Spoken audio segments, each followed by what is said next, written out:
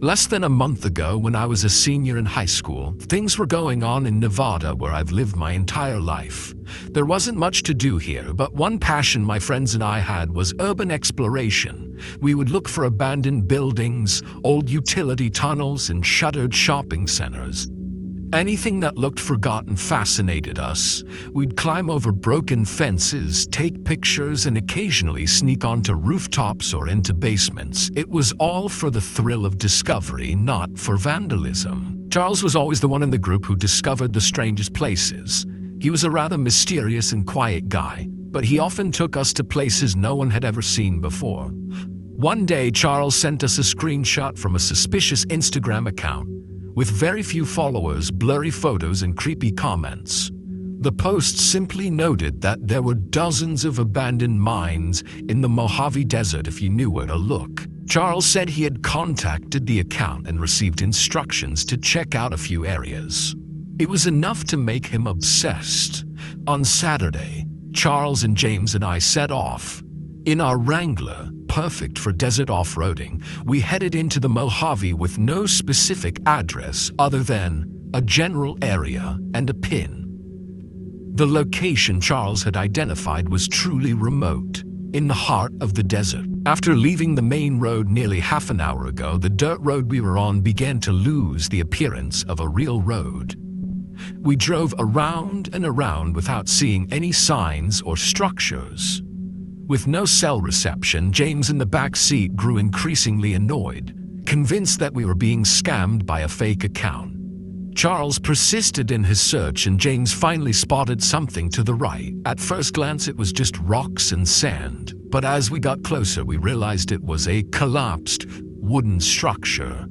The entrance looked like it had partially collapsed, but a deep black hole could still be seen behind the support beams. This was an old mine.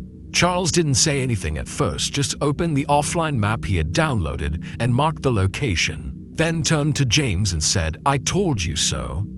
James said it was just luck, but it was truly amazing that we could find the mine in such a desolate place. I parked the car a few meters away from the entrance on flat ground. We prepared our gear, and Charles even brought masks for the whole group. As we approached the mine, it looked even more terrifying up close. Charles picked up a rock and threw it into the hole, and after a few seconds, he heard an echoing impact. The walls of the pit were steep but not vertical, making it safe enough for us to descend without having to climb with our bare hand. The ground was rough, but the old wooden planks were sturdy enough to support us as we moved deeper into the ground. The colder and quieter it was, the more eerie the air down there was. We couldn't see any light from the entrance anymore. Finally reaching what seemed like the bottom, the shaft leveled out and opened into a larger tunnel, branching off in several directions. It looked like old support beams every few meters, rusted rails, half buried in the ground, dust covering everything, pieces of wood and metal scattered everywhere, maybe old carts or tools. A faint smell of old things lingered. It was then that I realized the mask was a great blessing. We picked a tunnel to walk through. Hardly anyone said much. We were just exploring without looking for anything in particular. There wasn't much to see since the place seemed to have been cleared of anything of value. However, then we heard a faint sound from somewhere in the tunnel. At first it sounded like something was being dragged. I imagined it. Looking back, I saw Charles had stopped too. James signaled to turn off the flashlight, and we did so.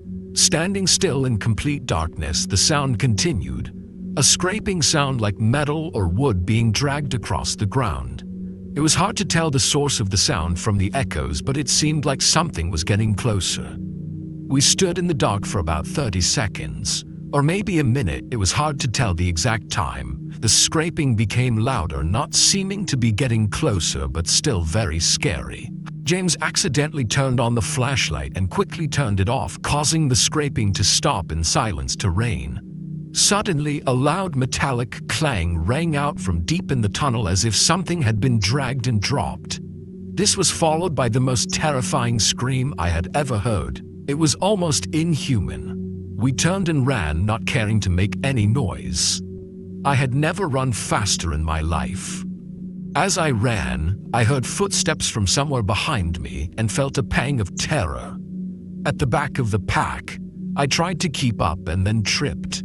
One of my shoes had come off, but there was no time to go back and get it, so I kept running despite the pain in my foot. Charles and James reached the slope and started climbing. It was hard to climb the stairs with only one shoe. The pain was excruciating. It was the most painful experience I have ever had. The stinging sensation of splinters in my foot. Without the adrenaline, I don't think I would have had the strength to get out of there. When I finally got outside, my foot was so sore that James and Charles had to help me to the car. James took over driving as I barely managed to squeeze myself into the car before hitting the gas. I didn't think we were being followed, but no one wanted to stay to find out. We drove in silence to the nearest hospital. The pain nearly knocked me out. I ended up getting a tetanus shot, and after cleaning the wound and removing all the splinters, I was still unable to walk properly for a few days. When I had recovered a little, James announced that he had dropped his wallet somewhere near the axle, probably when he was helping me into the car. V5, Tha, V, Fitu, Vu, Diu, felt it was worthless to venture back inside. With the pin that Charles had kept, the three of us drove back near the entrance. James's wallet was nowhere to be found, but we found something surprising. My abandoned shoe had been torn with terrible teeth marks on it. The entire shoe was missing in the middle of nowhere. None of us had any good reason to go back and explore or find out more about this mysterious incident. I've always prided myself on being a rugged, outdoorsy guy. My vacations weren't about luxury resorts, but about camping or fishing. My girlfriend Tiki shares that love of the outdoors, and that's probably the main reason we decided to date. A few weeks ago, we both wanted to try something new, so we drove out to the desert to camp for a few days. We've been to forests, mountains, and lakes, but we've never really experienced the isolation and absolute silence that the desert offers. We felt like we needed to give it a try. Another big reason we chose the desert was for stargazing, which we both love. Ever since we first met, we've driven out to the countryside just to lie on the hood of our truck and stargaze. When we found out there was a spot that was far from light pollution, we decided to give it a try. I found a remote but legal campsite online with no amenities, just bare ground, a few campfire rings, and the stars.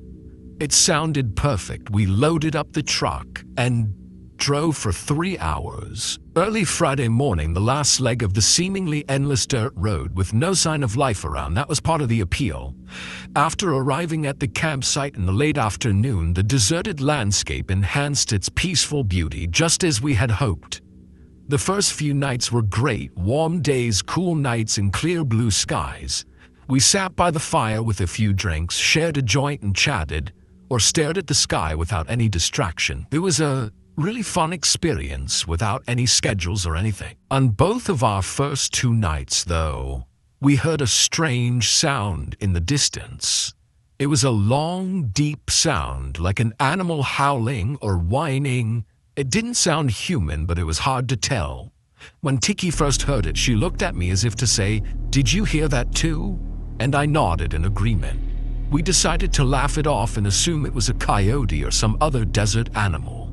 On the 3rd night, I was awakened by footsteps outside the tent. At first, it was just a small rustling sound, like someone was walking slowly across the dry ground.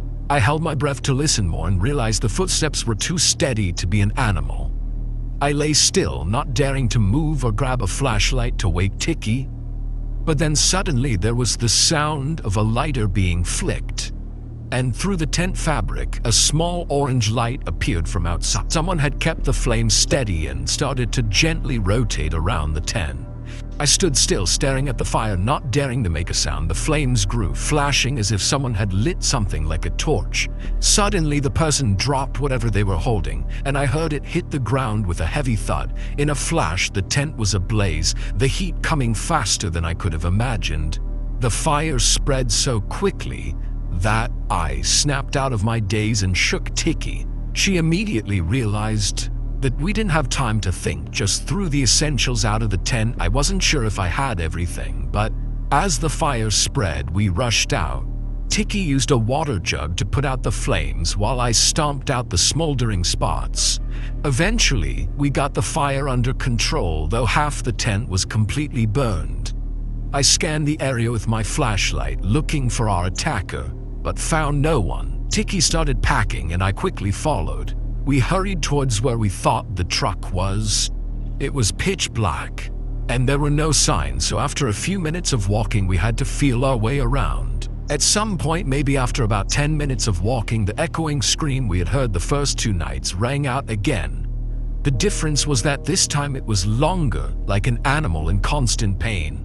Then from somewhere, another scream arose, and then another, all coming from behind. It was clear that there were other scary things around. I kept quiet, just held Tiki's hand tightly and walked quickly. It was a miracle we found the truck in the pitch black. We quickly loaded up and drove away as fast as we could despite the bad road and the light from the car's headlights. Every bump and curve felt like it could flip the truck. Finally, after what seemed like an eternity, we got to the main road, and I didn't stop until we passed other cars on the road. Tiki tried to stay calm, but I could tell she was on the verge of tears. I wasn't very good at comforting her. We told the police what had happened, and all I could think was that if I hadn't been a light sleeper, my girlfriend and I would have been murdered in the desert that night. This story is an important backdrop for what I'm about to tell you. I've always had some doubts about my mother's past. Suspicion isn't the right word, because I can't think of a better way to put it. My mother was born in Mexico and grew up there before moving to the US on her own to attend college. The rest, as you know, is history. She got a job, met my dad, and has been living in the US ever since.